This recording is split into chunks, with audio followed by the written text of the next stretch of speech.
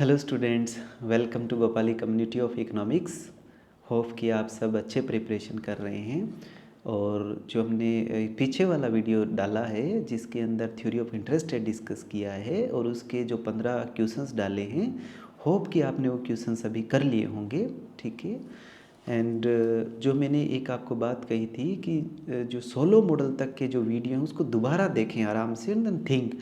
Please इसको आप complete करें, क्योंकि अगर वो नहीं करेंगे तो आगे वाले वीडियो समझ आने वाले नहीं हैं आपके। ठीक है, तो प्लीज़ इस चीज़ को आप प्रॉपरली फॉलो करें। तो देखिए, आज जो थर्ड क्वेश्चन हम करेंगे रिवील्ड प्रेफरेंस थ्योरी। तो रिवील्ड प्रेफरेंस थ्योरी करेंगे तो उससे पीछे आप एक कदम पीछे हटेंगे, राइट। कि रिवील्ड प्रेफरेंस, कार्डिनल, ऑर्डिनल क्या है, ये इनके ऊपर हम डिस्कस करेंगे। तो देखिए, जैसे मैंने आपको पहला लेक्चर करवाया था जिसके अंदर हमने डिस्कस किया था कि एक डिमांड कराव होता है, एक सप्लाई कराव, that is market mechanism is the best way to generate the economic efficiency. तो हम मार्केट मैकेनिज्म बनाएंगे, तो मार्केट मैकेनिज्म का डिमांड कराव बनाएंगे। तो डिमांड कराव जो होता है वो कंज्यूमर से रिलेटेड होता है, और कंज्यूमर वो होता है जिसके पास बजट होता है, राइट। बजट होता है, मार्केट में प्राइस होते हैं। क्लियर होगी बात। तो उससे उसके बाद वो डिसाइड करता है कि गुड्स यानी पैसे देता है और गुड्स लेता है। तो जब मैंने आपको कहा कि कंज्यूमर पैसे इंपॉर्टेंट है या गुड्स इंपॉर्टेंट है, तो आपको याद होगा उस वीडियो में मैंने आपको बताया था कि ना कंज्यूमर की इंपॉर्टेंस है ना गुड्स की इंपॉर्टेंस है। इंपॉर्टेंस एक्चुअल में ये है कि सॉरी, ना बजट की इंपॉर्टेंस है ना गुड्स की इंपॉर्टेंस है। इंपॉर्टेंस एक्चुअल में ये है कि आप कंज्यूमर के बारे में डिस्कस कर रहे हो या प्रोड्यूसर के बारे में।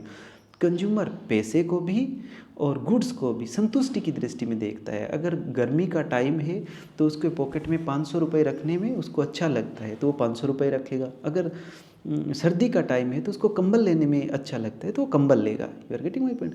सो कंज्यूमर जो है वो कभी भी गुड्स और मनी को अलग अलग नहीं देखता, वो यूटिलिटी में देखता है। इसी तरह प्रोड्यूसर जो है वो यूटिलिटी का उसका इश्यू नहीं है, वो सिर्फ ये देखेगा अगर उसके दुकान में कंबल पड़े हैं तो कभी ये नहीं कहता कंबल पड़े हैं, कहता 1 लाख का माल पड़ा है, 1,20,000 का बिक जाए तो उसको आ जाता है। यानी वो हर चीज़ को मॉनेटरी टर्म में देखता है, प्रॉफिट की सेंस में देखता है, right. So both have their own beauty. So आज हम बात करने वाले हैं कि जब बजट पास में है तो गुड्स कंज्यूमर लेता है तो यूटिलिटी मैक्सिमाइज करता है। तो यूटिलिटी मैक्सिमाइज करने में स्टेप्स कौन से हैं, उनके अंदर इन रिवील्ड प्रेफरेंस और कार्डिनल ऑर्डिनल का यूज़ आता है। तो मैं आपको एक स्टेप पीछे जा करके डिस्कस करूँगा, वो आप देखिएगा। ठीक है, देखो, सपोज करो कि ये बजट लाइन आपने बना लिया। ठीक है, ये बजट लाइन मैं बना देता हूँ X1। सब जानते हैं बजट लाइन हालांकि बनाने का एक प्रॉपर चैनल होता है, लेकिन मैं ये मान के चल रहा हूँ कि आपको आता होगा। ये बजट लाइन है, ये बजट लाइन क्या मैसेज देती है, सीधी नहीं बनती, मैथमेटिकली बनती है, इट्स ओके। लेकिन एक बार मैं बना चुका हूँ आपको पहले ना, पहले लेक्चर में, देखिएगा। इसका मीनिंग ये है कि अगर आप X2 गुड्स खरीदना चाहते हो तो पूरी की पूरी आप 100 रुपये लेके घर से चले, 2 गुड्स हैं, दोनों की प्राइस पहले डिसाइड है ऑलरेडी। तो अगर आप X2 का लेना चाहो तो ये ले लोगे, X1 का लेना चाहो मैक्सिमम ये ले लोगे। यानी दुकान वाले ने 100 रुपये का एक लिफाफा यहाँ बंद कर रखा है जिसमें सिर्फ X2 है, एक लिफाफा यहाँ बंद कर रखा है जिसमें सिर्फ X1 है, और यहाँ इन दोनों के कम्बिनेशन लिख रखे, एक लिफाफे में बंद करके कुछ गुड्स X2 कुछ गुड्स X1 की बंद करके लिफाफे रख रखे और सभी की वैल्यू 100 रुपये है। आप जो मर्जी चाहे ले लेंगे। क्वेश्चन उठता है कि आप कौन सा बंडल लेंगे, आप ये बंडल लेंगे, ये बंडल लेंगे, ये वाला, कौन सा बंडल लेंगे, that is very important question. You are getting my point. So it's depend on कि आपकी संतुष्टि कहाँ मैक्सिमाइज हो रही है। तो आप कहेंगे कि जी हम तो वो बंडल लेंगे जहाँ संतुष्टि मैक्सिमाइज होती है। तो मैं कहूँगा बताओ कहाँ पर संतुष्टि मैक्सिमाइज होती है। तो आप सबसे पहले कहोगे पहले तो सर हम सभी की संतुष्टि को मेज़र करेंगे, तभी हम बता सकते हैं कि मैक्सिमम कहाँ होगी। जैसे हम कहते हैं इस बच्चे के मैक्सिमम मार्क्स है, तो कैसे बता सकते हैं कि इस बच्चे के मैक्सिमम मार्क्स है, तभी बता सकते हैं जब सारी क्लास के मार्क्स हमें पता हो। तो पहले आप क्या करेंगे, इनको मेज़र करेंगे, राइट, इन संतुष्टि को मेज़र करेंगे। क्लियर हो गई बात।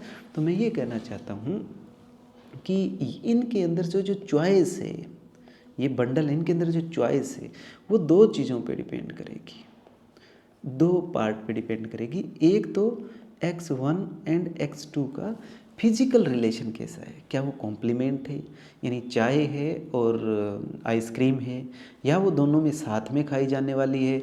तो इट्स डिपेंड ऑन कि कौन सी पोजीशन होगी, वो डिपेंड करेगी इन दोनों का एक तो फिजिकल रिलेशन कौन सा है, राइट। एक तो x1 और x2 पे डिपेंड कर गई, ठीक है, फिजिकल रिलेशन पे। x इन दोनों के फिजिकल रिलेशन कैसे है, हम ये मान लेंगे कि वो सब्सटीट्यूट है एक बार, फिर हम इसको मानेंगे परफेक्ट कॉम्प्लीमेंट है, फिर हम कॉम्प्लीमेंट है, फिर सब्सटीट्यूट, 4 मानते हैं, substitute, perfect substitute, complement, perfect complement, right. लेकिन एक बार के लिए मैं आपको मान लेता हूँ कि सब्सटीट्यूट है, राइट। सो दूसरा ये डिपेंड करेगा कि यूटिलिटी मैक्सिमाइज कहाँ हो रही है, यूटिलिटी मैक्सिमाइजेशन पे,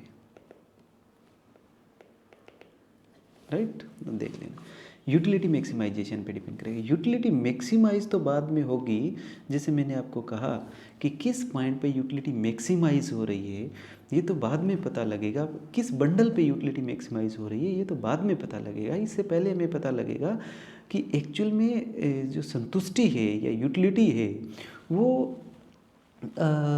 है कितनी हर एक बंडल पे। तो हम यूटिलिटी को सबसे पहले मेज़र करेंगे। तो मैक्सिमाइज़ करने के लिए हमें सबसे पहले क्या करना पड़ेगा, मेज़र करना पड़ेगा, राइट। तो मेज़र करने के हमारे पास 3 तरीके हैं, सॉरी। फर्स्ट जो तरीका है वो है कार्डिनल, दूसरा तरीका है ऑर्डिनल, और तीसरा तरीका है रिवील्ड प्रेफरेंस, राइट। तो हम क्या करेंगे यहाँ पर, जो इंटरेस्टिंग बात है देखने वाली, कि जैसे हम पहले कार्डिनल से मेज़र करेंगे, राइट, तो अलग ही कंसेप्ट डेवलप होगा, एक डिमांड कर्व निकल के आएगा कार्डिनल के अकॉर्डिंग। फिर हम ऑर्डिनल से मेज़र करें तो एक अलग ही डिमांड कर्व आएगा, रिवील्ड प्रेफरेंस से करें तो अलग ही आएगा, राइट। सो ये स्टोरी बाद में हम चलती है, तो हम पहले ये मान लेते हैं कि ये x1 x2 है यानी सब्सटीट्यूट है, और पहले ऑर्डिनल मान लेते हैं, फिर कार्डिनल, फिर रिवील्ड, तो 3 डिमांड कर्व निकाल के लाते हैं, राइट। इस तरह का मैकेनिज्म होता है। उसके बाद क्या होता है कि ये देखो, मैंने आपको कहा कि गुड्स, तो गुड्स यहाँ पे 4 तरह की मानेंगे। जो पहली गुड्स होगी वो सब्सटीट्यूट, राइट। तो सब्सटीट्यूट गुड्स के लिए ऑर्डिनल तरीके से एक बनेगा, फिर परफेक्ट सब्सटीट्यूट, परफेक्ट कॉम्प्लीमेंट और कॉम्प्लीमेंट, उसकी तरह से 4 स्ट्रक्चर बन जाएंगे, राइट। सो फिर ये एक्सचेंज होता है, यूटिलिटी मैक्सिमाइज होती है, फिर डिमांड कर्व निकलता है। तो मैं उस पर नहीं जाने वाला, मैं अब आपको ये कहने वाला हूँ कि जो रिवील्ड प्रेफरेंस पढ़ते हैं इसका काम है यूटिलिटी को मेज़र करना, राइट। तो यूटिलिटी को मेज़र करना ताकि हम यूटिलिटी को मैक्सिमाइज कर सकें, यू गॉट इट। सो अब हम बात पे चलते हैं कि यूटिलिटी, जो रिवील्ड प्रेफरेंस है वो यूटिलिटी को मेज़र करती है। क्लियर हो गई ये बात। तो देखिएगा कैसे, थोड़ा थोड़ा मैं अभी डिफाइन कर देता हूँ कार्डिनल, ऑर्डिनल और रिवील्ड को, दोनों को डिफाइन कर देता हूँ। आप पहले तो समझते ही हैं, कार्डिनल जो शब्द निकला है वो कार्डिनल नाउन से निकला है। जैसे नाउन किसी जगह, वस्तु, स्थान आदि का जो नाम होता है, संज्ञा जिसको हम कहते हैं, तो कार्डिनल है। इसी तरह 1 2 3 को भी जो नाम दिया जाता है, जिसको नाउन बोला जाता है, वो कार्डिनल नाउन होता है। तो 1 2 3 4 5 से मेजर होता है, जो यूटिलिटी नंबर में मेजर हो जाए उसको आप कह देते हो कि ये तो, जैसे 1 कप आपने चाय पिया तो आपने कह दिया कि भाई मेरे को इतना यूटिल मिली, तो उसको आप कार्डिनल बताते हो। तो ये जो कंज्यूमर या इकोनॉमिक एजेंट होता है वो खुद बताता है। ऑर्डिनल भी बता नहीं पाता लेकिन ऑर्डर देता है कि मेरे को चाय के कंपैरिजन में कॉफ़ी से ज़्यादा मिली, या कॉफ़ी के कंपैरिजन में चाय से ज़्यादा मिली। तो यहाँ ऑर्डर रैंक होता है। तो ये जो दोनों पहले वाली है, यहाँ पर ये कह सकते हो कि इकोनॉमिक एजेंट डिक्लेयर करता है, ये डिक्लेयर होती है, यानी मेरे को इतना मिला, यूटिल में बताएगा, ऑर्डर दे के बताएगा, रैंक दे के बताएगा। लेकिन रिवील्ड प्रेफरेंस को मैं थोड़ा स्पेशल फोकस करता हूँ।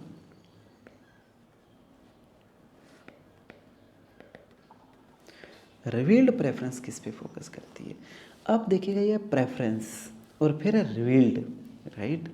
पहले मैं प्रेफरेंस को डिफाइन करता हूँ कि प्रेफरेंस है क्या, राइट। फिर आप देखेंगे कि रिवील्ड क्या है, यू गॉट इट। पहले प्रेफरेंस देन रिवील्ड। रिवील्ड बड़ा इंटरेस्टिंग है, कभी ज़िंदगी में याद नहीं रखना पड़ेगा। तो चलिएगा, प्रेफरेंस हम किसको कहते हैं, प्रेफरेंस जो है वो देखिए यहाँ मैंने क्लियरली मेंशन किया है कि प्रेफरेंस कंज्यूमर की सिर्फ और सिर्फ सब्जेक्टिव एनालिसिस बताता है। कि जैसे कोई ये कहे कि मेरे को तो हिल स्टेशन पे जाना अच्छा लगता है, कोई कहे रेगिस्तान में जाना अच्छा लगता है। तो जितने भी टूरिस्ट प्लेस हैं उसके अंदर से आप किसको वैल्यू देते हो, चाहे आप जा पाने के लिए कैपेबल हैं या नहीं है, वो डजेंट मैटर। आपके पॉकेट में पैसे हैं या नहीं है, वो डजेंट मैटर। तो प्रेफरेंस जो होती है इज़ ए सब्जेक्टिव रैंकिंग, और या एटीट्यूड, कौन सा अच्छा लगता है कौन सा नहीं, toward A options, right. They describe how a person value different goods, just, right. अब चॉइस क्या होती है? चॉइस ये होती है कि जो आप डिसीजन मेकिंग करते हो, यानी क्या, जिसके अंदर आपके पास पैसे भी अवेलेबल हैं और आप उसको ले रहे हैं, दैट इज़ द चॉइस। यानी चॉइस के अंदर आपकी सब्जेक्टिव वैल्यू प्लस में आपके पॉकेट की भी वैल्यू होती है। यानी इसे कह सकते हैं कोई गुड्स कब मिलती है, चॉइस कब होती है? एक ऊपर होता है हार्ट, हार्ट बताता है आपकी इच्छा, हार्ट के ऊपर होती है पॉकेट, पॉकेट बताती है आपकी परचेजिंग पावर की इच्छा। हार्ट और पॉकेट दोनों मिलते हैं तभी बात बनती है। जैसे आप मार्केट में जाते हो, आपको देखा होगा ये सूट आपको पसंद आ गया या ये जीन आपको पसंद आ गई, राइट। तो पसंद तो आ गई, लेकिन फिर किसकी पसंद को देखना होता है? पॉकेट की। जो पॉकेट की इच्छा और आपके दिल की इच्छा मिलती है वही आप लेते हो, राइट। अगर आपके दिल की इच्छा बहुत हाई है और पॉकेट में पैसे नहीं है तो आपकी नहीं बनेगी बात।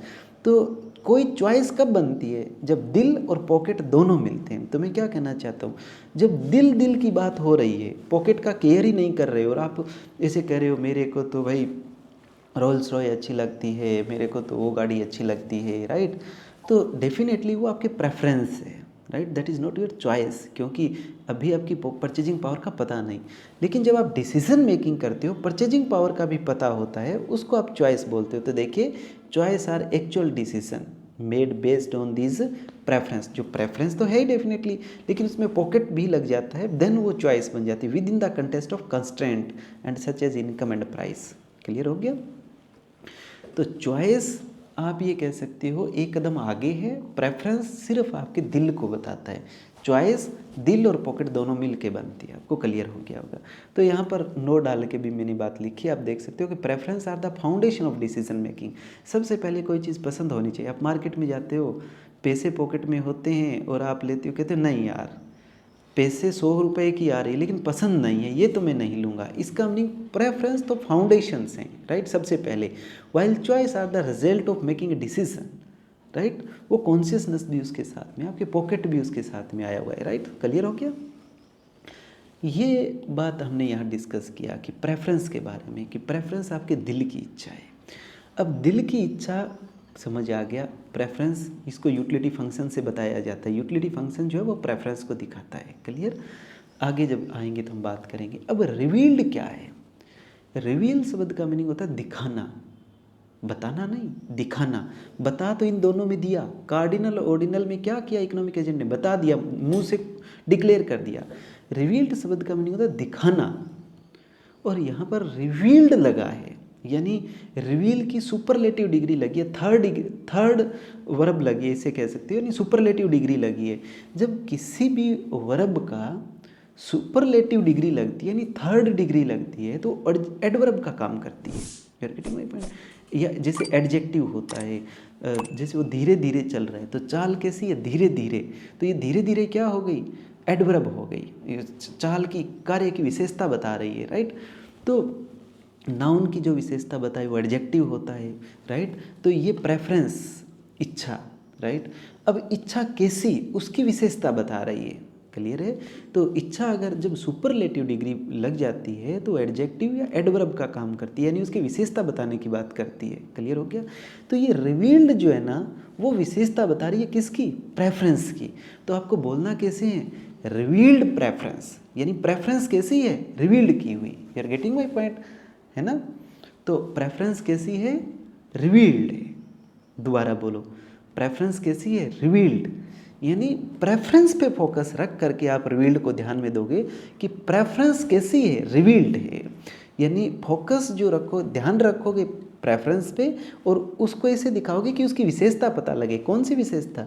कि वो रिवील्ड की गई है, वो दिखाई गई है, बताई नहीं गई है। कैसे? एग्जाम्पल देता हूँ आपको, एक एग्जाम्पल से समझ आएगा कि पहले इन तीनों का एग्जाम्पल दे के मैं यहाँ आता हूँ कि एक जर्नल हमें क्वेश्चन पूछें किसी से ही कि आप बताएं कि क्या आपको अपने बच्चे, पेरेंट्स को पूछें कि लड़का अच्छा लगता है या लड़की अच्छा लगती है अगर आपके जन्म हो तो अगर उनसे पेपर पे पूछेंगे सीधा तो वो कहेंगे नहीं नहीं, वी आर न्यूट्रल अनबायस्ड, है ना, डजेंट मैटर द जेंडर। तो वो कहेंगे बहुत, हमारे लिए तो दोनों सेम है, लड़का हो चाहे लड़की हो। तो उन्होंने डिक्लेयर कर दिया कि दोनों के लिए न्यूट्रल है, ये ऑर्डिनल तरीके से, राइट।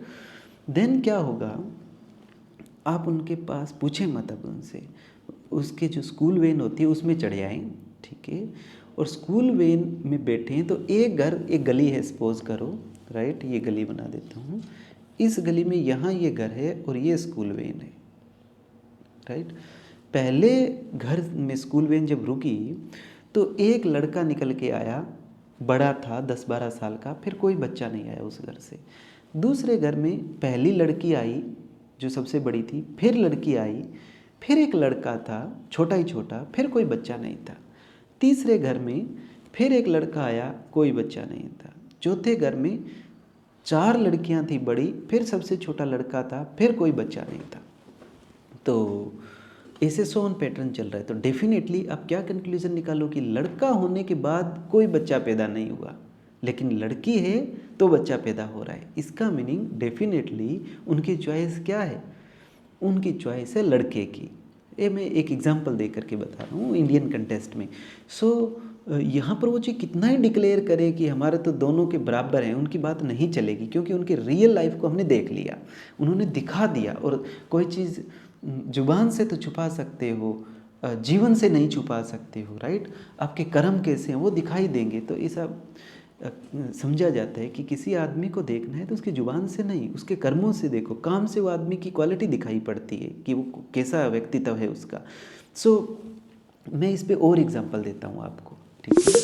देखिएगा कि जब आप एक शोरूम में जाते हैं, हैंडलूम में जाते हैं, तो आपको सूट लेना होता है या ड्रेस लेनी होती है, तो वो आपसे पूछता है कि बताओ मैडम कैसा कपड़ा चाहिए आपको। तो आप कहते हो मैं कैसा बताऊं, मैं तो इस तरह का पसंद है, अब मैं डिफ़ाइन कैसे करूं। तो जो मूर्ख आदमी होगा सेलर, तो वो आपसे पूछता रहेगा कभी, क्योंकि आपसे वो डिक्लेयर करवा रहा है, आप बता पा नहीं रहे हो। समझदार आदमी क्या होगा मालूम है, आपके सामने 10 या 15 सूट डालेगा अलग अलग टाइप के, और वो आपको ऑब्जर्व करेगा। अगर आपने जिस सूट को भी हाथ लगाया, 2-3 सूट को, वो समझ जाएगा कि इसका जो टेस्ट है इंटरनल वो इस जैसा है, फिर वो उस जैसे सूट ले आएगा। तो आपने अपनी जो प्रेफरेंस, अपनी रैंकिंग है, प्रेफरेंस यानी रैंकिंग है, उसको रिवील कर दिया, दिखा दिया, जुबान से बताया नहीं, दिखा दिया। आप चश्मा लेने जाते हो, मैं जब चश्मा लेने जाता हूँ तो बड़ी प्रॉब्लम होती है, क्योंकि ये जो इनकम्पिटेंसी है सेलर की, बहुत कम सेलर ऐसे होते हैं जो कॉम्पिटेंसी होती है। कि जैसे अगर आप कोई जैकेट या कोट बनवाने किसी के पास चले गए, ब्लेज़र वगैरह, तो बहुत कम टेलर ऐसे होते हैं, वो ये कहता है तू बैठ जा, मैं अपने आप बना दूंगा, टेंशन मत ले, मैंने तेरी पसंद देख ली। बहुत कम होते हैं। इसी तरह एक चश्मा बनवाने जाते तो वो कहते हैं तुम्हें कैसी चाहिए, तो मैं उसको कहता हूँ मेरा फेस मुझे थोड़ा ही दिखाई पड़ता है, वो तो तेरे को पड़ता है, तू डिसाइड कर कैसे चाहिए, तो तू मेरे से पैसे लेगा, राइट। तो इसका मीनिंग है कि वो मेरे से डिक्लेयर करवा रहा है, तो उसकी कॉम्पिटेंसी नहीं है उस आदमी की। जैसे मेरे पास कोई बच्चा आता है तो मैं उसको क्लियर बोलता हूँ, थोड़ी देर बात करने के बाद मैं कहता हूँ इट्स ओके, अब आप बैठें, काम मेरा है, मैं आपको 4 महीने में रेडी करके छोड़ दूँगा। नेट वालों को मैं ऐसे ही बोलता हूँ, राइट, और छोड़ देता हूँ रेडी करके, कि वो कहाँ खड़ा है मैं समझ गया हूँ। तो मैं ये कहना चाहता हूँ कि हम शॉप पे जाते तो हैं, लेकिन खुद ही डिसाइड करना पड़ता है सब कुछ, और खुद का हर चीज़ में एक्सपर्टीज़ होती नहीं है, तो कैसे हम अच्छी ले करके आएंगे। सो जो कॉम्पिटेंट लोग होते हैं वो क्या करते हैं कि आपके चॉइस को, आपके प्रेफरेंस को, यानी आप जो इसको रैंकिंग देना चाहते हो, आपके बिहेवियर से पहचान जाते हैं, कि बिहेवियर से देख लेते हैं, राइट। वो दिखा दिया, बिहेवियर दिखाई देता है, कभी डिक्लेयर नहीं करना होता। जैसे आप किसी के साथ बिहेव करते हो ना, तो शब्द नहीं होते, लेकिन वो सामने वाला समझ जाता है कि इसका बिहेवियर अजीब हो गया। तुम उसको गाली वगैरह नहीं देते हो, प्रेम वगैरह सामने शब्दों में नहीं बोलते हो, लेकिन बिहेवियर से प्रेम से होता है। बिहेवियर की अपनी एक लैंग्वेज होती है जो कि दिखाई देती है, राइट। सो रिवील जो प्रेफरेंस कैसी है, रिवील्ड है। सो रिवील्ड प्रेफरेंस, रिवील पे फोकस करोगे प्रेफरेंस की कंटेस्ट में, प्रेफरेंस दिखाई गई है। जैसे मैं और एग्जांपल देता हूँ, सपोज करें कि आप किसी शादी में गए हैं और आप एक ऐसा एरिया से आते हैं जहाँ पर चाय को ज़्यादा पसंद करते हैं। तो आपके दोस्त जो हैं वो ऐसे एरिया से आते हैं जहाँ कॉफ़ी को ज़्यादा पसंद करते हैं। तो वेटर ने आकर के पूछा, आप सब अपने दोस्तों के साथ बैठे हुए थे, वेटर ने आके पूछा सर आप क्या लेंगे? तो उन सब ने पहले और उन्होंने अपनी कॉफ़ी बता रखी थी, तो आप भी कहोगे कॉफ़ी दे दे यार। अब कॉफ़ी आपको पसंद नहीं आती है, लेकिन कॉफ़ी आपने ले लिया, यानी आपने डिक्लेयर कर दिया कि आपको कॉफ़ी पसंद है। अब एक कोई स्कॉलर आदमी वो आपको देख रहा है, जैसे ही वो आपके दोस्त उठ के चले गए, आपने वेटर को बुलाया और ये कहा कि 3-4 लगातार चाय ला। क्यों? पहले तो जो कॉफ़ी ले ली उसको न्यूट्रल करना है क्योंकि वो पसंद नहीं थी, फिर चाय का मज़ा आएगा। तो वो ये समझ जाएगा कि अब आपके बिहेवियर को देख करके पता लगा कि आपकी पसंद रियल में क्या है, चाय है। सो ये जो दो प्रेफरेंस है, this is the basically declared and this is the basically revealed, जो बिहेवियर से शो होती है, इसको रिसर्चर को ऑब्जर्व करना पड़ता है। सो आई थिंक आपने इसको इंसाइट समझा है, ठीक है। बिहेवियर से इम्पैक्ट क्लियर ऑब्जर्वेशंस आ जाती है, ठीक है। जैसे एक और एग्जांपल देता हूँ, ये सीरियल चलते हैं आपके घर में ना, तो वुमेन के साथ जिस तरह की सोसाइटी के अंदर अत्याचार वगैरह होता है, तो उनको स्ट्रॉन्ग करने के लिए, वुमेन को एम्पावर करने के लिए, एम्पावर नहीं एक तरह से प्रोटेक्ट करने के लिए, जो वुमेन के ऊपर जो जिस तरह के अटैक होते हैं उससे वुमेन को सामना करने के लिए हिम्मत दी जाती है सीरियल के अंदर। क्यों? जब वुमेन सीरियल में देखती है कि उसने उठा के तमाचा मारा अपने हस्बैंड को, राइट, तो उसने टीवी में मार दिया, तू भी हिम्मत कर ले। धीरे धीरे धीरे धीरे वुमेन अपने हकों की बात करने लगती है। सो वुमेन को किसी ने कहा नहीं कि तू हिम्मत कर, वुमेन ने देख करके अपना बिहेवियर बदला, राइट। सो उनका टीवी सीरियल में बिहेवियर देख करके खुद पे इम्पैक्ट पड़ा। सो मैं क्या कहना चाहता हूँ कि दिखाने से प्रेफरेंस पता लग जाती है। क्लियर हो गया? सो रिवील्ड करने का दिखाना, बताना नहीं, बताना तो इनका होता है। ये क्लियर हो गई। अब मैं कुछ फाउंडेशंस पे बात करता हूँ आपकी कि रिवील्ड प्रेफरेंस, तो ये बात हो गई, राइट। सो यहाँ पर रिवील्ड प्रेफरेंस डिटेल में पढ़ेंगे, राइट। अब एक कदम हम और डिस्कस करते हैं कि यहाँ पर एक्चुअल में ये जो यूटिलिटी का मेजर हो रहा है, संतुष्टि का मेजर हो रहा है, तो मेजर करने का पहला तरीका अपना कौन सा है? 3 तरीके हैं, कार्डिनल, ऑर्डिनल, रिवील्ड। यानी ये कह सकते हो कि ये एक्चुअल में आपके पसंद को बताएगा कि इसके अंदर से कौन सी पसंद है, यानी प्रेफरेंस को बताएगा, ठीक है। और जो, क्योंकि ये प्रेफरेंस बजट के अंदर है इसलिए आप इसको चॉइस बोलते हैं, जैसे मैंने आपको डिफाइन किया।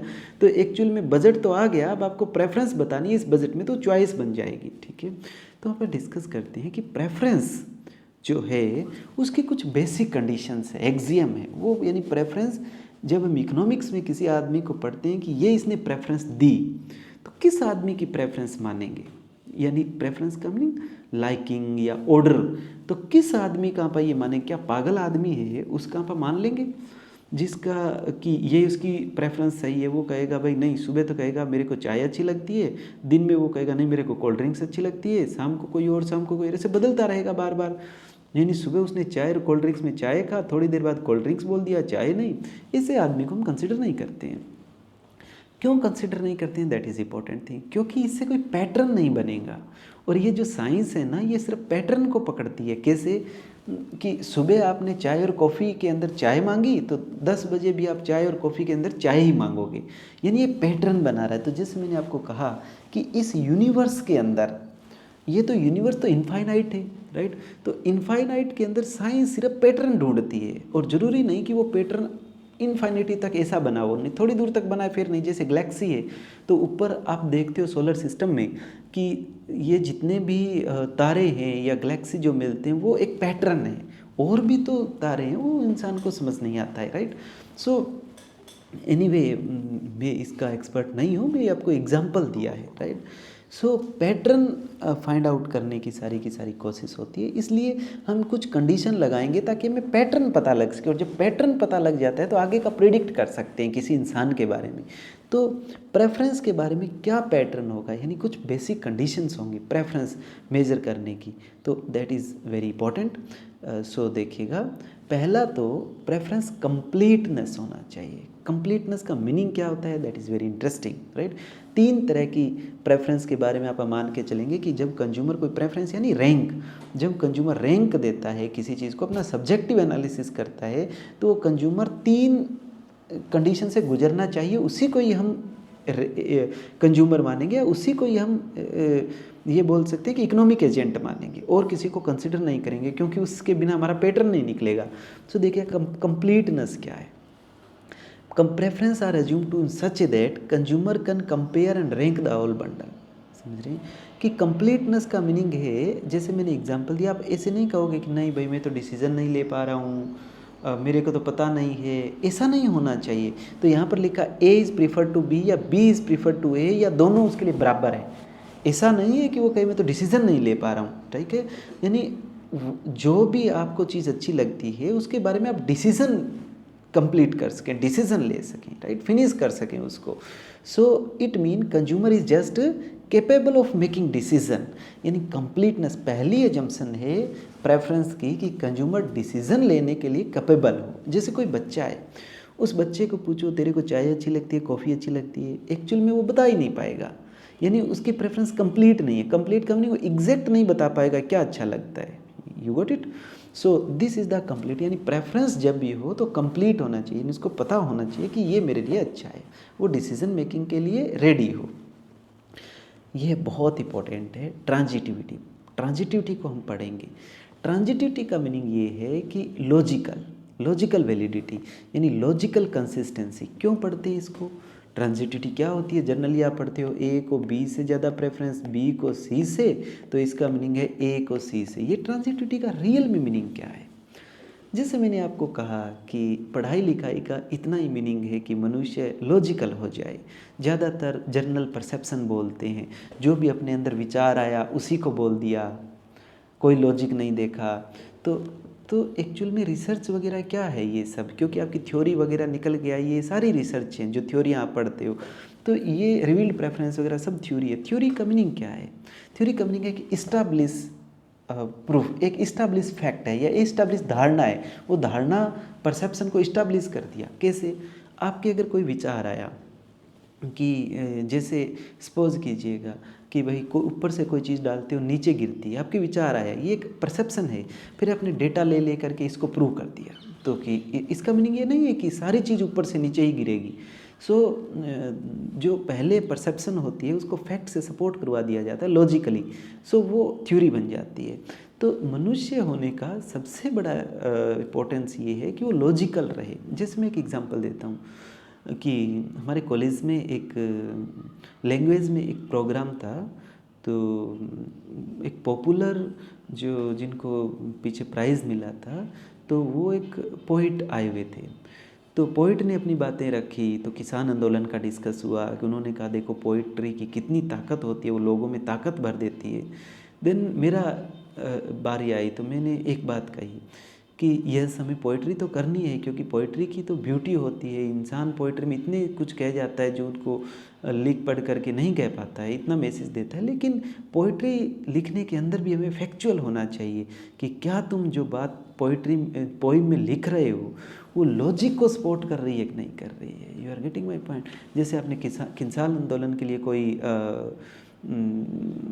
पोइम बना दी, लेकिन क्या आप जो पोइम बना रहे हो वो साइंटिफिक उसका चैनल है पोइम बनाने का? नहीं, वो शब्द कहने का, राइट। अगर आपके पास साइंटिफिक विज़न है कि यस, तो उसमें वो शब्द डालिएगा जो साइंटिफिक चीज़ों को सपोर्ट करती है। तो हमें कभी भी कोई भी बात कहते हुए लॉजिक को नहीं छोड़ना चाहिए, फैक्ट को नहीं छोड़ना चाहिए, राइट।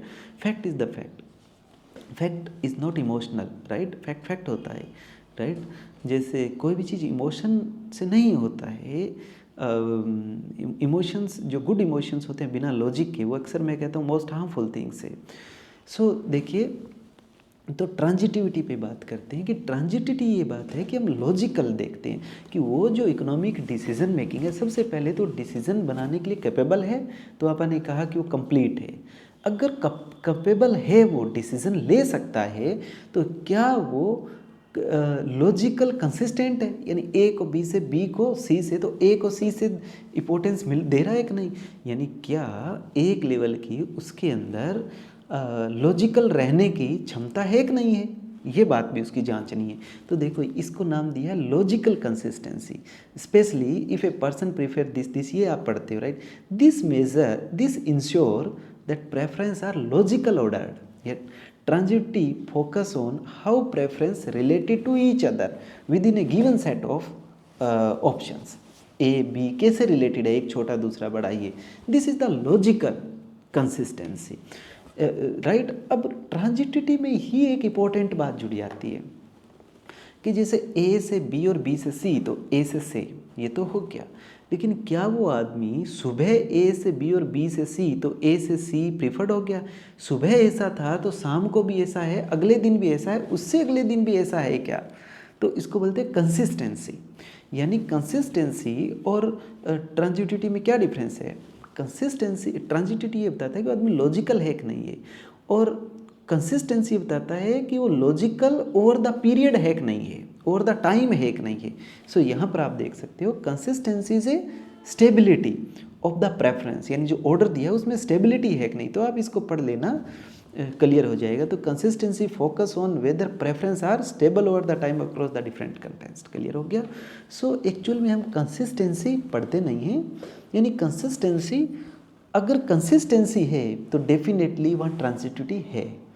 ट्रांजिटिविटी है तो इस बात की गारंटी नहीं कि कंसिस्टेंसी है, क्योंकि ट्रांजिटिविटी तो एक पीरियड पे भी हो सकती है, एक पॉइंट ऑफ टाइम पे भी हो सकती है, लेकिन कंसिस्टेंसी पूरे पीरियड पे होगी, एक महीना समथिंग, एक दिन, 2 दिन पीरियड पे रहेगी, राइट। सो क्लियर हो गया। आप इसके एग्जाम्पल आप पढ़ सकते हो, ये मैंने आप दे दिया तो आपको कोई एग्जाम्पल का क्वेश्चन नहीं, right. So transitivity is the maintain logical order and this is over the period. Clear हो गया। अब देखिएगा रेशनलिटी एक आता है कि रेशनलिटी क्या है। जब कंसिस्टेंसी आपकी है, यानी जो लॉजिकल आप ओवर द पीरियड रह रहे हैं, राइट, और लॉजिकल रहने के बाद आप अपनी संतुष्टि को भी मैक्सिमाइज कर रहे हैं, दोनों चीज़ें हो रही हैं, देन आप रेशनल हो। तो rational consistency and maximising their satisfactions. Clear हो गया, ये रेशनलिटी हो गई। Then non satiations. Non satiation इतना इंपॉर्टेंट नहीं है, 3 मैं आपको डिटेल में बताऊंगा। 3 प्रेफरेंस की 3 इम्पोर्टेंट ऐसे बोल सकते हो कि प्रेफरेंस को जब आप देखेंगे तो 3 एंगल बना करके देखेंगे कि वो इससे बाहर ना जाए, क्योंकि अगर इससे बाहर गई तो हम उस प्रेफरेंस का पैटर्न उस आदमी के बारे में प्रिडिक्ट नहीं कर पाएंगे। तो पहला तो वो आदमी कैपेबल हो, तो यानी कंप्लीट होना चाहिए। दूसरा वो आदमी लॉजिकल हो और ओवर द पीरियड लॉजिकल हो, यानी कंसिस्टेंट हो। और तीसरा नॉन सिचुएशन। नॉन सिचुएशन क्या है? नॉन सिचुएशन बहुत सिंपल सी बात है। जैसे आपने ये इंडिफरेंस कर्व बनाया, ठीक है, तो इस इंडिफरेंस कर्व में हमने माना कि दोनों गुड हैं, राइट। तो दोनों गुड है क्योंकि हमें यही पढ़ना था, राइट। वैसे तो रियल लाइफ में बैड भी होता है, जैसे एयर है, कोई लाइक नहीं करता घटिया क्वालिटी के एयर को, तो वो बैड ही हैं, राइट। लेकिन हम ये अज्यूम करके चलते हैं सिंप्लिसिटी के लिए, ग्राफिकली सिंप्लिसिटी के लिए, इसको पेडागोजिकल कंटेस्ट बोल सकते हो आप, यानी पढ़ाने के लिए ईजी हो जाए इसके लिए हम पढ़ रहे हैं। तो नॉन सिचुएशन का मीनिंग है कि दोनों गुड हैं, इसलिए उसके ज़्यादा लोगे तो कंज्यूमर हमेशा ही ज़्यादा चाहेगा, क्योंकि उसकी संतुष्टि बढ़ती जाएगी। तो ये यानी दोनों गुड हैं कंज्यूमर के लिए, रेशनलिटी यहाँ आ गई। तो देखिएगा, this axiom suggest more of the goods is always better. तो consumer will always prefer more goods rather than less, ये सब आ गया। Consequently consumer always prefer more of any less, ये सिंपली बात है। कंज्यूमर नेवर सेटिस्फाइड है, ये एक ही बात है कि वो और चाहता है। More is always better even if just a little better, right. This assumption is made for the pedagogic reason, right. Namely it simplify the graphical analysis। जैसे मैंने आपको कहा कि राउंड भी हो सकता है, तो ये तो ग्राफिकल ईजी के लिए हमने किया है। Of course some goods are air pollution and these things are bad होती है, तो इसको भी हम पढ़ सकते हैं, लेकिन यहाँ पर एक बार अब आप मान के चल रहे हैं तो आपको एक बात क्लियर हो गई कि ये जो प्रेफरेंस है, राइट, ये जो प्रेफरेंस है, अगर हम प्रेफरेंस क्यों पढ़ना चाहते हैं, दैट इज़ इम्पॉर्टेंट थिंग। यानी मैं वापस यहाँ पर चलता हूँ कि आप मेरे से पूछ सकते हैं कि सर हम यहाँ पर ये इसकी चॉइस को जान के क्या करेंगे, यानी सॉरी इसके प्रेफरेंस को जान करके चॉइस बन जाएगी, उसको क्यों जानना चाहते हैं? इसलिए जानना चाहते हैं कि उसके आगे का प्रेडिक्ट कर सकें। जैसे मैं एक एग्जांपल और देता हूँ आपको। कि आपका कोई दोस्त है और वो कोई मेले में जा रहा है अपनी दुकान लगाने, तो वो आपसे पूछे कि बता यार मैं दुकान के अंदर क्या क्या सामान रखूं कि मेरा ज़्यादा बिकेगा।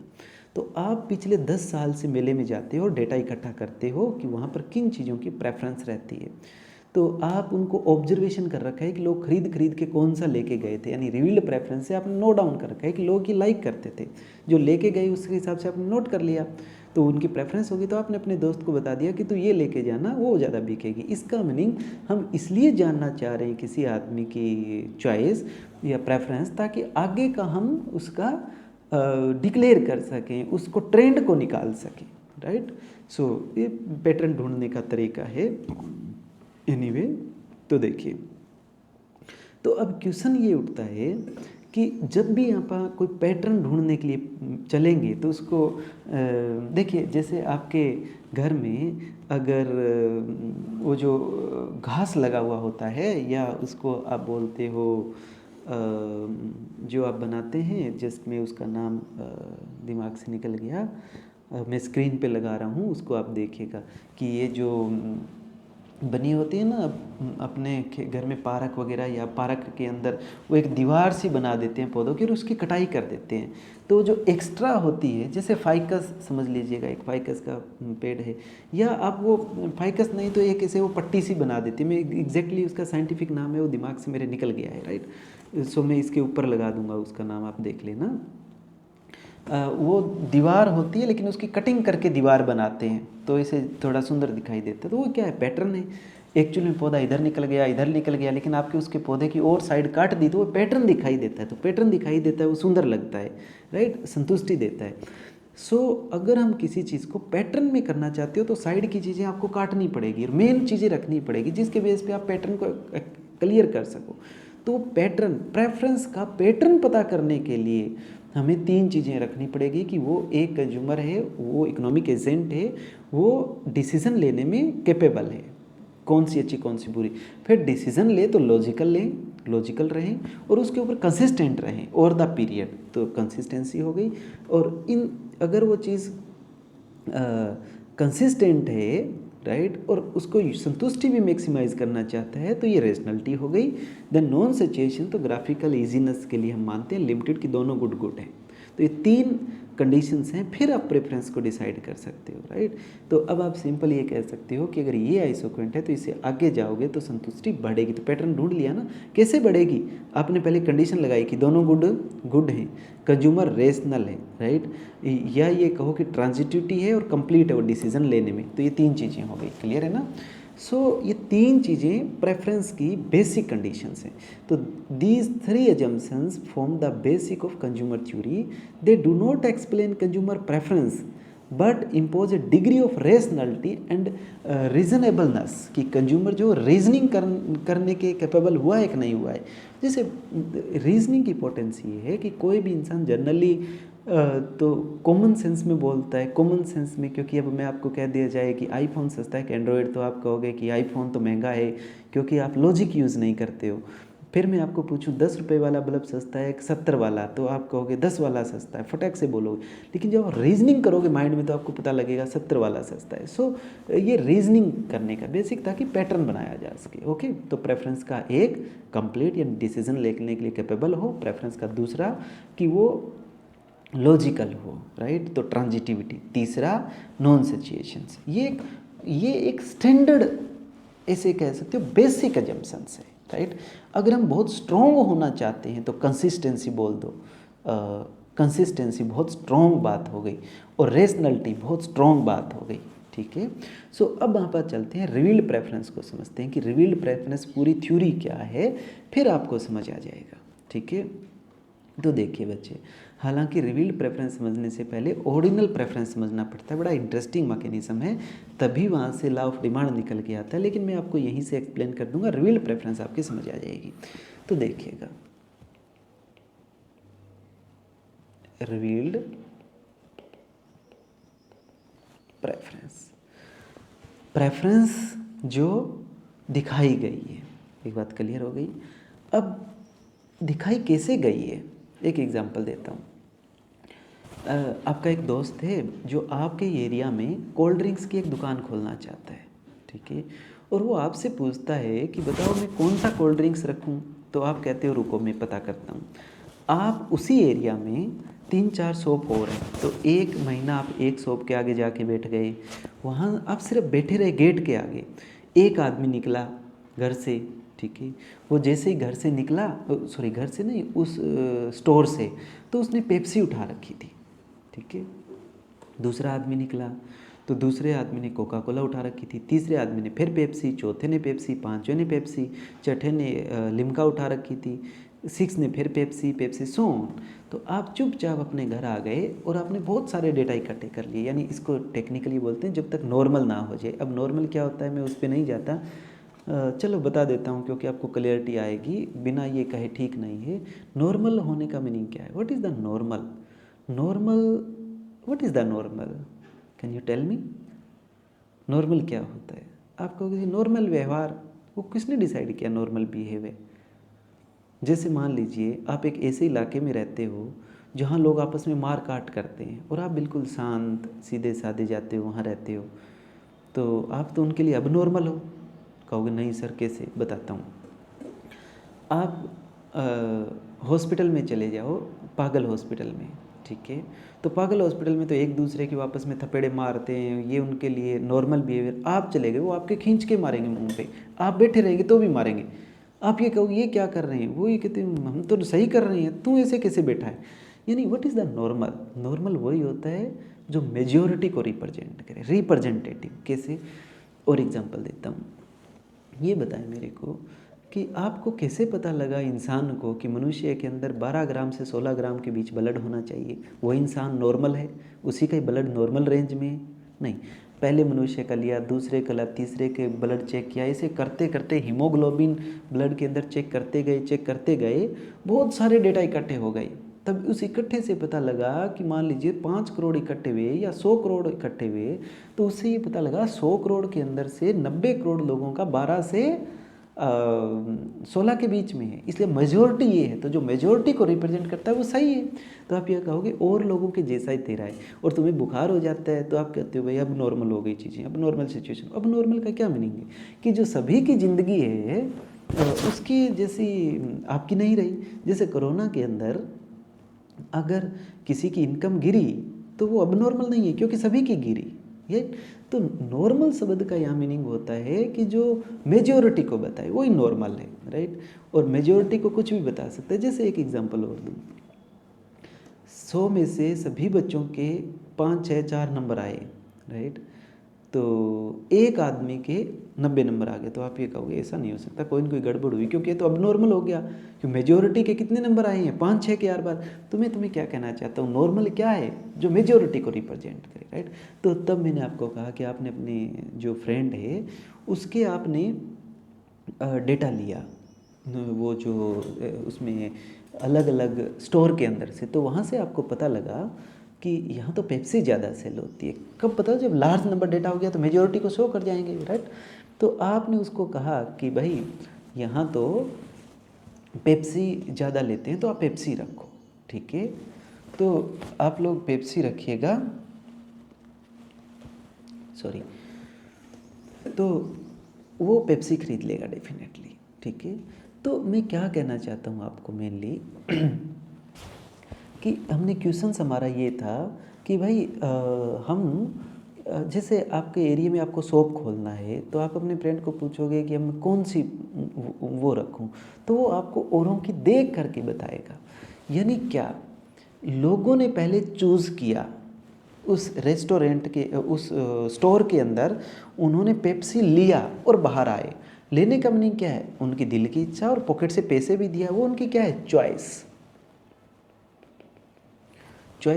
चॉइस यानी वो हार लेके देख जा रहे हैं, तब आप गेट पे बैठे हो, आपने नोट कर लिया कि इसकी लाइकिंग, इसकी पसंद, इसकी ऑर्डर, ये किसको वैल्यू दे रहा है? पेप्सी को। You get? इससे इसका क्या पता लगा? चॉइस से प्रेफरेंस पता लगी, चॉइस से प्रेफरेंस पता लगी। जनरली क्या होता है, ऑर्डिनल और कार्डिनल में पहले प्रेफरेंस बताते हो फिर चॉइस डिसाइड करते हैं। तो रिवील्ड प्रेफरेंस में, नहीं सॉरी मैं गलत बोला, revealed preference, you got it. Preference कैसा है, रिवील्ड है, यू आर गेटिंग।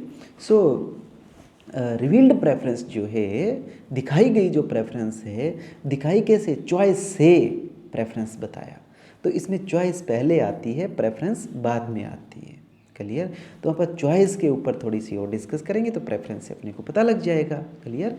तो देखिएगा, सो रिवील्ड प्रेफरेंस के अंदर हमने बात की कि जो चॉइस है वही उसको एक्सप्लेन करेगी, क्लियर हो गई ये बात। तो चॉइस से प्रेफरेंस पे जाएंगे ना कि प्रेफरेंस से चॉइस पे आएंगे, एक बात क्लियर हो गई। तो मैं बना लेता हूँ आपको समझाने के लिए कि देखिए ये x1 है, ये x2 है। अब यहाँ पर कहीं ले लीजिएगा, सपोज कीजिएगा कि वो ये बंडल ले करके जा रहा है, ये इसकी चॉइस है, अपने को पता नहीं है, अपन उसको देखना है, ये इसकी चॉइस है। चॉइस का मीनिंग मैं पहले एक्सप्लेन कर चुका हूँ, राइट। दिल की चार पॉकेट के अंदर, तो इसका मीनिंग ये वो घर लेके जा रहा है, तो ये इसकी चॉइस है। चॉइस से अपन उसकी प्रेफरेंस का पता लगाना है, क्लियर हो गई ये बात। तो अब देखिएगा एक सिंपल सा एग्जाम्पल, रिवील्ड प्रेफरेंस बहुत गहरा जाएगी, अभी तक तो मैंने गहराई पे बात ही नहीं की, राइट। तो रिवील्ड प्रेफरेंस में बड़ी ही क्लियरिटी है, बड़ी क्लियरिटी है, डेप्थ में जा कर के आप देखोगे तो क्या कि जब वो आदमी पेप्सी ले करके जा रहा था तब वो मरिंडा भी ले सकता था, वो भी 100 रुपये की थी, लिम्का भी ले सकता था, वो भी 100 रुपये की थी, राइट। ड्यू भी ले सकता था, वो 100 रुपये की थी, लेकिन उसने पेप्सी उठाई। तो एक बात इसको और ध्यान देने वाली है कि जो कंज्यूमर ने चूज़ किया है, वो जो लेके जा रहा है, वो तब लेके जा रहा है कि वो और बंडल को भी अफोर्ड कर सकता है, यानी पेप्सी को भी ले सकता है। इसका meaning consumer choose bundle X when bundle Y was affordable, ये ध्यान करना है। क्यों, इस पर मैं बात करूँगा। देखिए कैसे, अगर आपको Pepsi Limca, Dew, Thums Up वो आपके पॉकेट के दायरे में नहीं है, फिर तो सिंपल ही बच गई कि लेके क्या जाओगे, बिना सिर्फ पेप्सी लेके जाओगे तो उसको आपको देखने की जरूरत ही नहीं है। जब आपको पता है पॉकेट में ही 100 हैं और सिर्फ पेप्सी ही 100 के ही रेट में है, तो आपको देखने की ज़रूरत ही नहीं है, पहले ही पता लग जाएगा कि ये पेप्सी ही खरीदेगा। तो इसमें तो कोई देखने की ज़रूरत नहीं है। देखने की ज़रूरत कब पड़ती है, जब चारों कोल्ड ड्रिंक्स आपके पॉकेट के दायरे में है और फिर आप एक परचेज करते हो। यानी क्या, consumer choose bundle X, consumer choose करता है bundle X when bundle Y was available, या when she could choose X, यानी she could buy X, Y was given, यानी वो परचेज कर सकता है तब वो करता है। तो ये रिवील्ड प्रेफरेंस का मीनिंग हुआ, ठीक है। क्यों, क्योंकि इससे फ़ायदा होगा। मैं आपको इसकी रीजनिंग कर चुका हूँ कि अगर वो पहुँच में ही नहीं है तो फिर तो उसको देखने की ज़रूरत नहीं है, ठीक है। तो अब देखिएगा यहाँ पर इस बात को प्रूव करने के लिए कि consumer choose bundle X when bundle why was given, clear हो गया। तो इस बात को हम प्रूव करेंगे, वो देखिएगा। देखिए आपने ये कोई ए बंडल है, ठीक है। ए बंडल जब आपने परचेज कर लिया, ठीक है, तो आपके लिए और सारे बंडल इन्फीरियर है। यानी इन्फीरियर का मीनिंग क्या है, आप उनको परचेज नहीं करना चाहते इकोनॉमिकली, राइट, लेकिन वो आपके पहुंच के दायरे में है। पेप्सी, मरिंडा, कोका कोला, ये सब, कोका कोला, मरिंडा, ड्यू, ये सब पहुंच में, लेकिन आप पेप्सी पसंद कर रहे हैं। तो मैं कहना चाहता हूँ ये ए बंडल आपके पसंद है। यानी ऐसे कहना चाहता हूँ कि कोई गांव का आदमी है, शहर में चला गया, राइट, तो उसको रेडियो पसंद है। हालांकि अभी फ़ोन आ गए, उसमें सब कुछ है, लेकिन वो आपका फिर भी रेडियो चला रहा है, राइट। तो इस बात को मैं फोकस करूँगा और इसमें आपको पता लगेगा कि सैमुअल्सन किस बात पे फोकस कर रहा है। अभी बहुत गहराई से बताऊँगा, देखिएगा कैसे कि अगर मान लीजिए ये इकोनॉमिक सिचुएशन थी, ए बी बजट लाइन थी, राइट। तो इसको मैं थोड़ा कट कर देता हूँ, ये पॉइंट बी ले लेता हूँ। ए बी बजट लाइन थी, तो कोई कंज्यूमर है वो ए बंडल को पसंद करता है, राइट, क्लियर है ये बात। अब देखिएगा इकोनॉमिक सिचुएशन बदल जाती है और बजट लाइन जो है वो इकोनॉमिक सिचुएशन बदल जाती है। यानी कि वो जो बूढ़ा है उसका बेटा जो साइंटिस्ट लग गया, तो गाँव में शहर आ गए, तो ये बना दिया, राइट। मैं उसको ऐसे बना देता हूँ ताकि क्लियरिटी आए। इसको थोड़ा सा बड़ा कर देता हूँ। अब देखिए, अब क्या हुआ कि इकोनॉमिक सिचुएशन बदल गई है। तो वो जो है वो इस बंडल पे, आर बंडल पे चला गया। ध्यान से सुनिए, sorry, please listen this carefully, बहुत इंपॉर्टेंट बात है, आपको क्लियरिटी आ जाएगी। देखो क्या, पहले ए बी बजट लाइन थी, ठीक है। ए बी जो बजट लाइन थी उसके ऊपर वो बी बंडल को पसंद करता था, यानी ये सोचिए कि रेडियो को वो आदमी पसंद करता था। एक बार ऐसे समझने, हालांकि यहाँ पर 2 गुड्स हैं पर मैं रेडियो को बता रहा हूँ। यानी एक रेडियो, एक टेप रिकॉर्ड ले लीजिएगा, एक कैसेट ले लीजिएगा, तो वो इसको वो पसंद करता था, रेडियो को पसंद करता था। अब इकोनॉमिक सिचुएशन बदल गई। इकोनॉमिक सिचुएशन ऐसी हो गई कि वो आईफोन ले सकता है। क्यों? क्योंकि रेडियो बजट लाइन के नीचे चला गया। यानी ये जो बजट लाइन है, यानी उसकी कैपेसिटी पे, उसकी परचेजिंग कैपेसिटी ज़्यादा बढ़ गई, ये देखिएगा, राइट। और वो चाहे तो अब इस बजट लाइन पे आ सकता है, राइट। तो एक बात तो क्लियर है कि जो हम कंपैरिजन करेंगे बी का, वो सिर्फ बी के ऊपर वाले पॉइंट और बी के नीचे वाले पॉइंट से करेंगे। बी के जो बाहर पॉइंट थे उनका नहीं कर पाएंगे, क्योंकि हमने डेफिनेशन दिया है consumer choose bundle X when Y was affordable. So अब जो भी बंडल का हम डिस्कस करेंगे वो इसके नीचे नीचे डिस्कस करेंगे। तो सपोज कीजिएगा ये कोई नया बंडल बन गया, ठीक है, तो आप इसका कंपैरिजन करोगे इससे नहीं। क्यों? क्योंकि पहले ये बंडल अफोर्डेबल ही नहीं था, तो हमें ये चीज़ नहीं करना। तो हम उनका डिस्कस करेंगे जो पहले अफोर्डेबल था उसके अंदर उसने बी चूज़ किया, क्योंकि हम कंसिस्टेंसी मान रहे हैं ना, ओवर द पीरियड सेम मान रहे हैं, दैट इज़ द इम्पोर्टेंट। यहाँ हम सिर्फ ट्रांजिटिविटी नहीं मान रहे हैं, कंसिस्टेंसी मान रहे हैं कि ओवर द पीरियड भी वो सेम रहेगा। तो उसकी इकोनॉमिक सिचुएशन बदल गई, यानी कंसिस्टेंसी एक कदम आगे है, तो कंसिस्टेंसी में ट्रांजिटिविटी आ गई है। तो देखिएगा, जब इकोनॉमिक सिचुएशन ये बदल गई, क्लियर, तो इकोनॉमिक सिचुएशन बदलने के बाद वो यहाँ पर वो आईफोन खरीद सकता है। लेकिन वो क्या कहेगा, अगर वो फिर भी इस बी पे बना रहता है कि नहीं भाई मैं तो रेडियो ही लूँगा, इसका मीनिंग ये क्लियर हो गया कि ये इसकी इंटरनल पसंद है, पैसे का मामला नहीं है। यानी क्या, कुछ लोग होते हैं पैसे वाले हो जाते हैं लेकिन फिर भी साइकिल पे चलते हैं। इसका मीनिंग ये बात बिल्कुल क्लियर हो चुकी है कि उसकी साइकिल उसकी पसंद है, कोई पैसे का मामला नहीं है।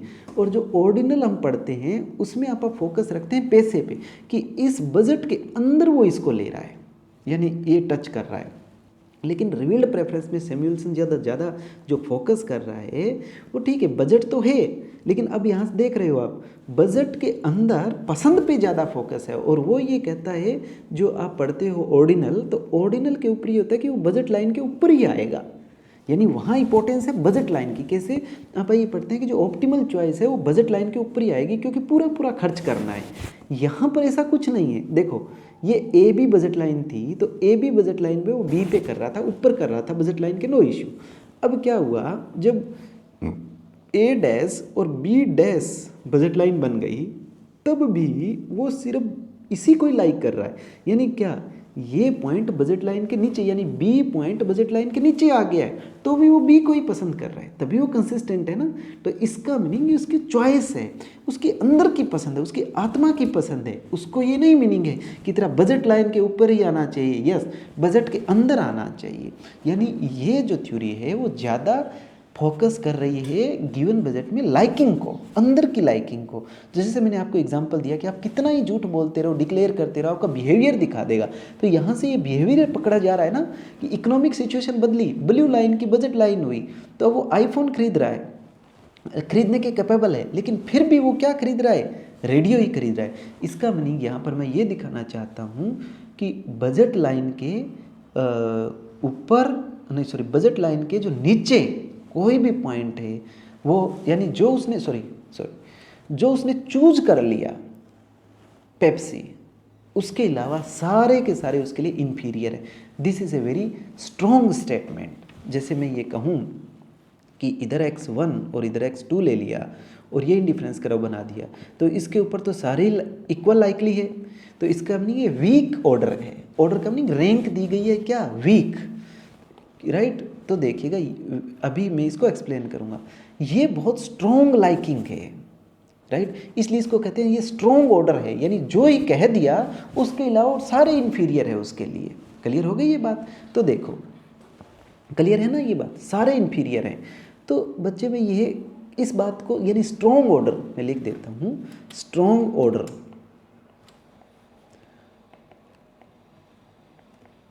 स्ट्रॉन्ग ऑर्डर का क्या मीनिंग है? स्ट्रॉन्ग ऑर्डर को मैं प्रूव करूँगा दो नियम से, एक तो वीक एक्सियम और एक स्ट्रॉन्ग एक्सियम से। पहले वीक एक्सियम पढ़ते हैं, इससे बात स्ट्रॉन्ग ऑर्डर। स्ट्रॉन्ग ऑर्डर का मीनिंग क्या है कि जो उसने चूज कर लिया और सारे ही जो उसके अफोर्डेबल हैं वो उसके लिए इन्फीरियर या डिसलाइक करता है। यानी ये जो ए बंडल चूज कर लिया तो उसके नीचे और इवन इस बजट लाइन के ऊपर आने वाले सारे ही उसके लिए क्या है? डिसलाइक है। बस ये एक ही उसकी पसंद है, क्योंकि वो चूज कर सकता था लेकिन इसने उसको ये किया। क्लियर? इस बात को मैं प्रूव करता हूँ। क्लियर है ना? क्योंकि consumer choose bundle X when why was affordable, तो ये बात की गारंटी देता है कि जिसको चूज कर रहा है वही उसकी लाइकिंग है और सारी उसका डिसलाइकिंग है, यानी स्ट्रॉन्ग ऑर्डर है। और स्ट्रॉन्ग ऑर्डर को प्रूव करने के दो तरीके, यानी क्या? ये ही उसकी लाइकिंग है और सारे डिसलाइक है। तो इसका मीनिंग अपने को ये प्रूव करना पड़ेगा कि इस लाइन के यहाँ पर और आने वाले सारे ही उसको डिसलाइक, वो सारे डिसलाइक कर रहा है, इसके नीचे भी डिसलाइक कर रहा है। तो सबसे पहले मैं नीचे वाले को प्रूव करता हूँ कि इसके नीचे वाले भी डिसलाइक हैं, फिर मैं उसके ऊपर वाला करूँगा तो वो स्ट्रॉन्ग बन जाएगा, और इस लाइन के नीचे वाले प्रूव करूँगा वो वीक बन जाएगा, दोनों बन के स्ट्रॉन्ग ऑर्डर बन जाएगा। तो समझिए ये हो गया। अब ये उसकी पसंद है, इसका मीनिंग उसकी भाई रियल में ही पसंद है। बजट के अंदर वो रेडियो लेना चाहता है, आईफोन खरीद सकता है, फिर भी उसकी रेडियो ही पसंद है, चाहता है क्या? पसंद ही रेडियो है।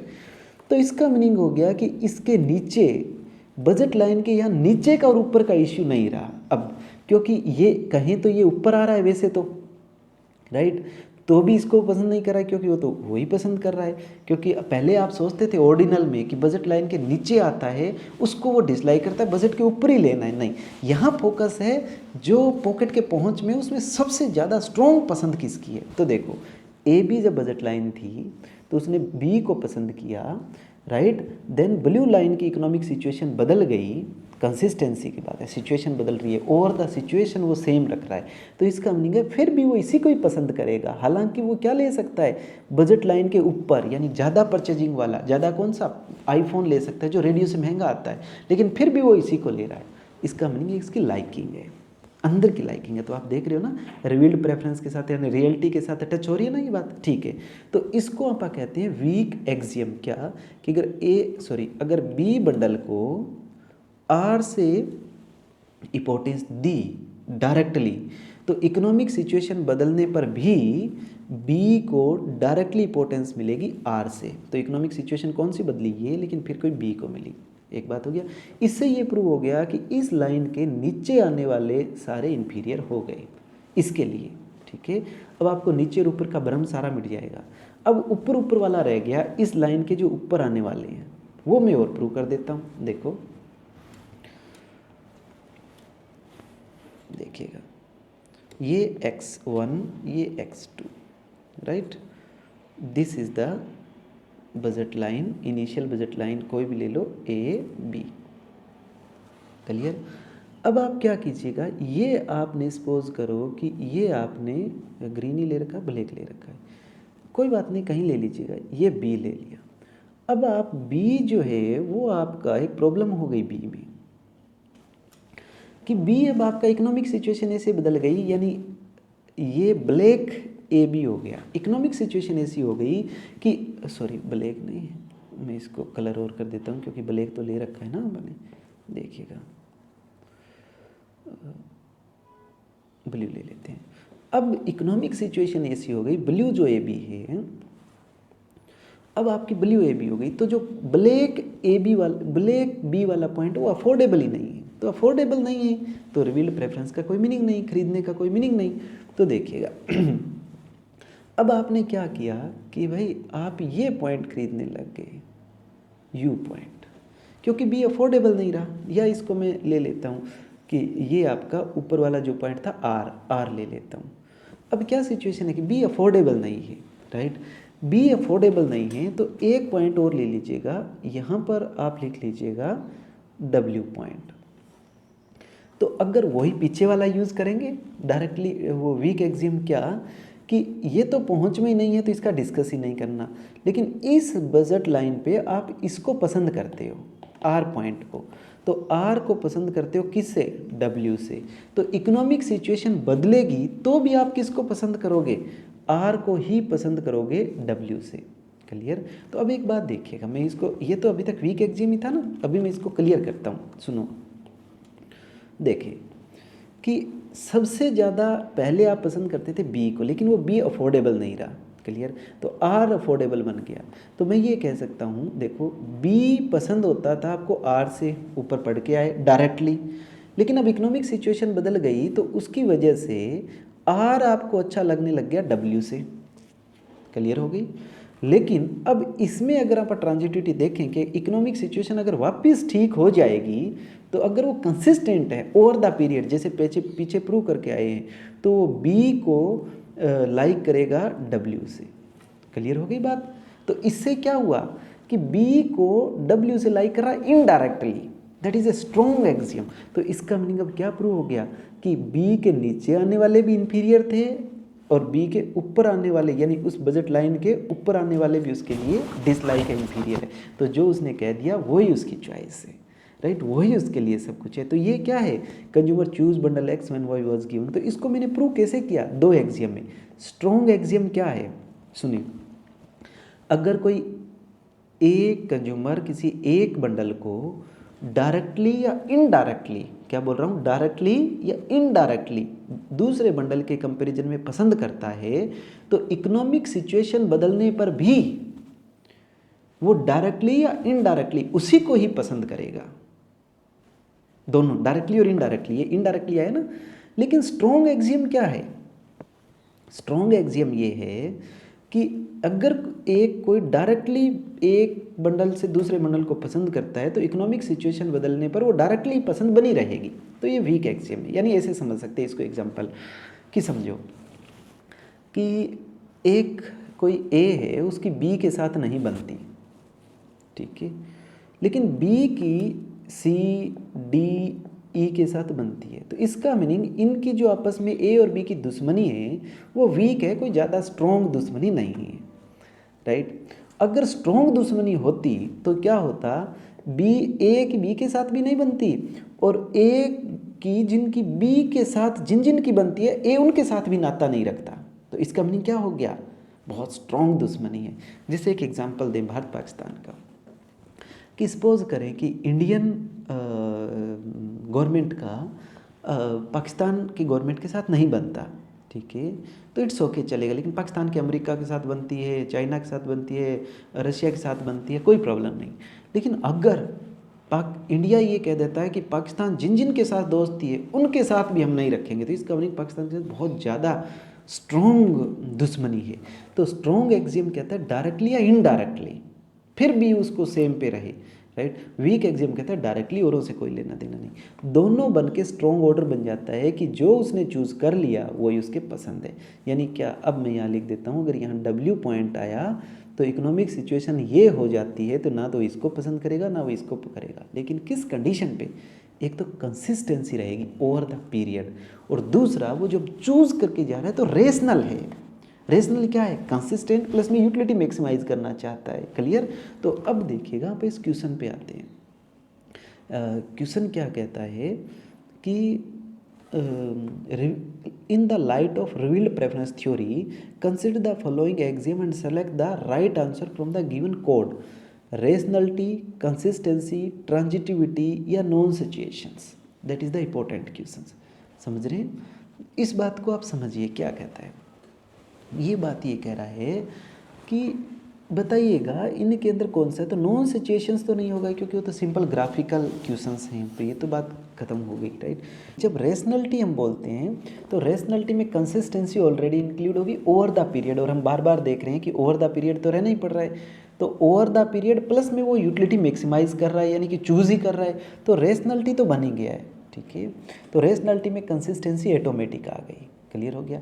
दूसरा, नॉन सचुएशन का कोई मीनिंग नहीं है। अब ट्रांजिटिविटी इंपॉर्टेंट हो जाता है। ट्रांजिटिविटी इसको कहना है कि वो वैसे तो रेशनलिटी के अंदर सब कुछ आ गया, ट्रांजिटिविटी आ गई, कंसिस्टेंसी आ गई, यूटिलिटी मैक्सिमाइजेशन आ गया, लेकिन ट्रांजिटिविटी जब हम स्ट्रॉन्ग एक्सियम दिखा रहे हैं तब ये दिखा रहा है कि वो लॉजिकल रेशनल है, ओवर द पीरियड रेशनल है, लॉजिकल रेशनल है। तो यहाँ पर आपको बड़ा ही क्लियर होना पड़ेगा कि अगर सिंपल प्रेफरेंस की बात हो तो आप वहाँ पर क्या क्या लिखेंगे, कंप्लीटनेस, दूसरा ट्रांजिटिविटी, तीसरा नॉन सचुएशन, ये 3 चीज़ आएगी, कंप्लीटनेस, ट्रांजिटिविटी, नॉन सचुएशन। लेकिन रिवील्ड प्रेफरेंस में बहुत लॉजिकल बात हो रही है, राइट। तो लॉजिकल बात हो रही है तो एक तो रेशनलिटी की बात हो गई और दूसरा ट्रांजिटिविटी की बात हो गई है। क्योंकि जैसे कंसिस्टेंसी आप कह रहे हो ओवर द पीरियड ऐसा ही रह रहा है, ठीक है, ओवर द पीरियड तो जो आप बजट लाइन को शिफ्ट कर रहे थे ना, इधर और उधर, इधर और इधर शिफ्ट कर रहे थे तो ओवर द पीरियड सेम रख रहे थे। लेकिन जो स्ट्रॉन्ग एक्सियम जब हम प्रूव कर रहे थे तो हम उसके ट्रांजिटिविटी लॉजिक को यूज़ कर रहे थे, राइट। तो कंसिस्टेंसी लॉजिक के ऊपर ओवर द पीरियड रहने को दिखाता है, लेकिन ट्रांजिटिविटी जो है वो स्पेशल हाईलाइट करता है लॉजिक को। इसलिए इस क्वेश्चंस का जो आंसर बनेगा वो रेशनलिटी और ट्रांजिटिविटी बनेगा, ए और सी बनेगा। बहुत सारे बुक वाले इसका क्वेश्चंस का आंसर आई थिंक चारों ही देते होंगे 9। अगर ये पूछा जाए कि सिंपल प्रेफरेंस देन तो इट्स ओके, वो हो जाएगा। नॉन सिचुएशन सेल्फ अंडरस्टूड है क्योंकि सैमुअलसन ने सारी चीज़ें हटा दी, नॉर्मल गुड्स ले ली। ये तब पता लगेगा जब लॉ ऑफ डिमांड पढ़ के आते हैं कि क्यों पता लगेगी। तो एक दिन में लॉ ऑफ डिमांड पढ़ाऊँगा, 3-4 घंटे लगेंगे तो समझ आ जाएगा। एनीवे, अब हम रिवील्ड प्रेफरेंस को थोड़ा पूरा करते हैं। ठीक है भाई, रिवील्ड प्रेफरेंस ने आपको ये बता दिया। ध्यान से देखिए, मज़े आने वाली इस बात में कि x1 x2, ठीक है, ये बजट लाइन है और इस बजट लाइन पे जो भी आप चूज़ कर लोगे वही आपके लिए आपकी मैक्सिमम यूटिलिटी का पॉइंट बन गया। अब आप इंडिफरेंस कर्व निकालते हैं। क्यों? चॉइस से इंडिफरेंस कर्व निकालेंगे। इंडिफरेंस कर्व किसको बताता है? प्रेफरेंस को। तो हम पहले पढ़ के आए हैं कि रिवील्ड प्रेफरेंस, चॉइस पहले होती है देन प्रेफरेंस का पता लगता है। उसको देख करके पहचानते कि उसको अच्छा ये ले रहा है तो ये इसकी पसंद है, तो चॉइस तो हो गई। अब इंडिफरेंस करो यानी प्रेफरेंस निकालो, चॉइस से प्रेफरेंस। तो देखिए कैसे निकालते हैं, बड़ा इंटरेस्टिंग तरीका है। वो तो बात क्लियर है कि दोनों गुड गुड हैं, ये तो हम मान ही चुके हैं, रेशनलिटी है तो सब चीज़ राइट। अब देखिएगा ये सारे बंडल क्या हैं? इन्फीरियर हैं। तो आप एक पॉइंट लगाते हैं। देखिए मैंने ये लाइन लगा दी, इसका क्या मीनिंग हुआ? इसका ये मीनिंग हुआ कि इस पॉइंट से ये पॉइंट तो वो ले रहा है चॉइस, उसको संतुष्टि मिल रही। इससे अगर वो ज़्यादा लेता है तो ये गुड गुड है तो यूटिलिटी बढ़ेगी। यानी इस दायरे में ये आईसी नहीं बन सकता है क्योंकि यूटिलिटी चेंज हो रही है, इंडिफरेंस कराओ नहीं बन सकता। अब एक यहाँ लगा दो, यानी ये भी क्या है? ये भी इंडिफरेंस कराओ नहीं बन सकता। क्यों नहीं बन सकता? इसलिए नहीं बन सकता कि इस कर्व के ऊपर भी यहाँ से आगे, यहाँ तक तो ये तो फिक्स है, इससे आगे बढ़ोगे तो ये गुड है, ये जो गुड्स हैं वो गुड है, तो इसमें यूटिलिटी बढ़ेगी। तो ये इंडिफरेंस कर्व का एरिया नहीं हो सकता, इससे ज़्यादा आगे भी नहीं हो सकता। क्लियर हो गया? अब ये वाला एरिया वैसे नहीं हो सकता, तो क्या करें समझें। अगर मैं यहाँ हूँ राइट, और मैं इसका इतना ले लेता हूँ तो इसका सपोज इतना छोड़ देता हूँ तो मैं यहाँ आ जाता हूँ। एक एग्जांपल दे रहा हूँ, यहाँ क्यों आता हूँ? आप कहोगे क्यों सर? यहाँ आओ ना, इसी लाइन पे, इसी पर आओ। लेकिन एक प्रॉब्लम है, इस लाइन के ऊपर तो रेट ऑफ सब्स्टिट्यूशन क्या है? कांस्टेंट, यानी एक के बदले में एक हो रहा है या एक के बदले में दो हो रहा है, तो पूरी लाइन पे एक के बदले में दो होगा। लेकिन क्या होगा? हम तो ये मानते हैं कि utility number of marginal utility number of goods पे डिपेंड करती है कि कितनी ज़्यादा कंज्यूम कर रहे हैं तो मार्जिनल यूटिलिटी कम हो जाएगी। तो देखो मैं क्या करता हूँ, एक गुड्स का कम कर देता हूँ, इसका कम कर दिया राइट, तो इसकी मार्जिनल यूटिलिटी बढ़ गई। ठीक है, तो इस गुड्स का मैंने ज़्यादा लेना पड़ेगा। क्यों? क्योंकि इसकी जितनी ले रहा हूँ मार्जिनल यूटिलिटी घट रही है, तो अपने आप रेशियो सेम नहीं रहा। अगर ये इतने के बदले में इतना ही होता तो ठीक है, लेकिन अब ये पॉइंट आ गया ये। अब क्या, कौन सा रूल लगा? मार्जिनल यूटिलिटी डिमिनिश वाला। अब मैं और कम कर देता हूँ तो इसकी और ज़्यादा लेनी पड़ेगी, डेफिनेटली ये पॉइंट आएगा राइट। नीचे चलते हैं, इसका सपोज करते हैं कि हम एक ज़्यादा ले लेते हैं राइट, तो पहली बार में इसका इतना छोड़ना पड़ा यानी कम छोड़ना पड़ा। तो कम छोड़ोगे इसका ज़्यादा तो ये पॉइंट आया। फिर आप इसका एक और लेते हो तो इसका और कम छोड़ना पड़ेगा, राइट, तो ये पॉइंट आया, राइट। अब मैं इनको मिला देता हूँ तो देखिएगा क्या बन गया, इंडिफरेंस करो,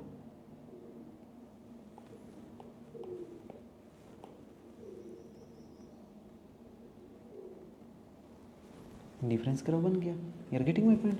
सो प्लेट स्पोर्ट नहीं होगा, मैं स्पोर्ट इसको चेंज कर देता हूँ, ठीक है, इंडिफरेंस करो बन गया। क्लियर हुई बात। ये इसका मीनिंग ये कब बना इंडिफरेंस कराओ, इसमें आपकी अजम्पशंस आपको लिख देनी पड़ेगी कि दोनों गुड गुड हैं, प्राइस गिवन है, स्ट्रॉन्ग ऑर्डर है, यानी जो चूज़ कर लिया वही, और सारे इन्फीरियर हैं। अब आप इसके बारे में किसी के बारे में प्रेडिक्ट कर सकते हो कि अगर आप यहाँ जाओगे, राइट, तो ये एरिया अपने आप आपके लिए प्रीफर्ड हो गया। अगर आप यहाँ जाओगे तो प्रेडिक्शन हो गई ना, इस एरिया में, यहाँ से इस एरिया में प्रीफर्ड प्रीफर्ड प्रीफर्ड, ये प्रीफर्ड हो गया, उसके आगे के बारे में पता लग गया। क्लियर हो गई बात। क्योंकि अगर उसके पास कल को इनकम बढ़ती है तो अगर उसकी बजट लाइन शिफ्ट होती है तो वो यहाँ परचेज करेगा, आप क्लियरली बता सकते हो अगर वो कंसिस्टेंट है तो। ये रहा, यही बता सकते हो पहचान करके। Clear. So this is the basically real preference what we have discussed today. Thank you, आपने ये लेक्चर इतना ध्यान से सुना, थैंक यू सो मच।